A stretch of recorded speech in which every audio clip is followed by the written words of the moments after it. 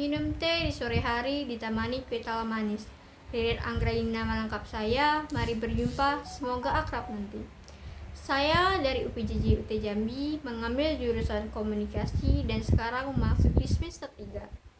Baiklah yang terhormat Ibu Bapak dan rekan-rekan mahasiswa, baiklah saya akan menjelaskan materi tentang term dan bahayanya sesat pikir dan menalar.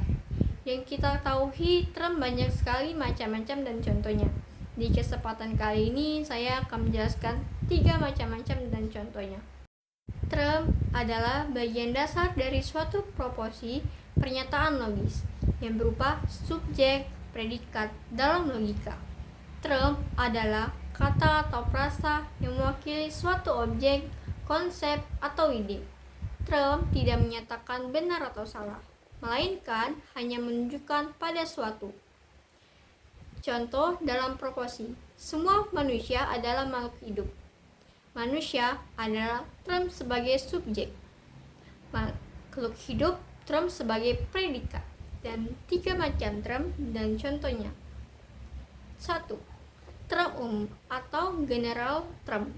Term yang mewakili kelompok atau kelas subjek, contohnya manusia mewakili semua manusia.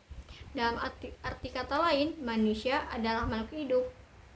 2. Term khusus atau partikular term. Term yang menunjukkan pada individu atau bagian dari kelompok. Contohnya, Socrates adalah satu individu manusia.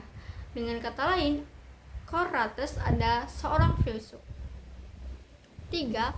Term positif dan negatif. Positifnya menyatakan keberadaan atau sifat, contohnya berani. Term negatif menyatakan ketidakadaan atau penyangkalan, contohnya takut. Bisa jadi negatif, dianggap lawan dari berani. Dari kata lain, dia adalah orang yang tidak jujur. Term tidak jujur adalah term negatif. Saya akan menjelaskan logika fallacy atau sesat pikir adalah kesalahan dalam penalaran yang membuat argumen tidak valid atau menyesatkan. Meskipun terlihat meyakinkan secara permukaan, fallacy sering digunakan sengaja atau tidak untuk mempengaruhi pendapat orang lain dengan cara yang tidak logis. Dan saya akan memberikan contohnya. 1. Ad hominem atau penyerangan pribadi. Apa? Penolakan argumen dengan penyerangan kata lawan, bukan gagasan. Contohnya, pendapatmu soal ekonomi tidak valid karena kamu bukan lulusan perguruan tinggi. 2. Satraumat atau mengubah argumen lawan. Apa? Penyederhanaan atau memelintar argumen lawan agar mudah diserang. Contohnya, kita perlu mengurangi plastik sekali pakai. Jadi kamu mau melarang semua industri plastik dan bikin pengangguran? Padahal A tidak bilang larangan total. 3. Post hoc atau salah sebab akibat. Apa?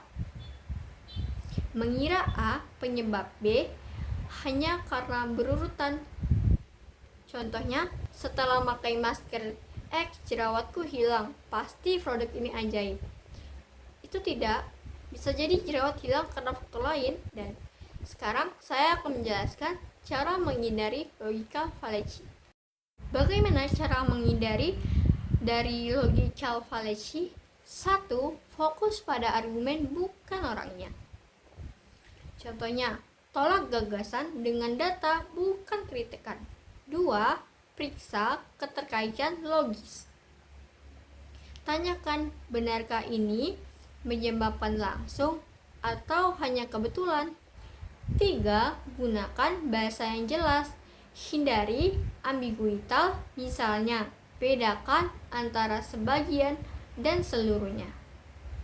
4. Minta bukti bukan asumsi. Contohnya, apa data yang mendukung klaim ini? 5. Pelajari jenis-jenis fallacy. Semakin paham pola sesat pikir, semakin mudah mengenalinya.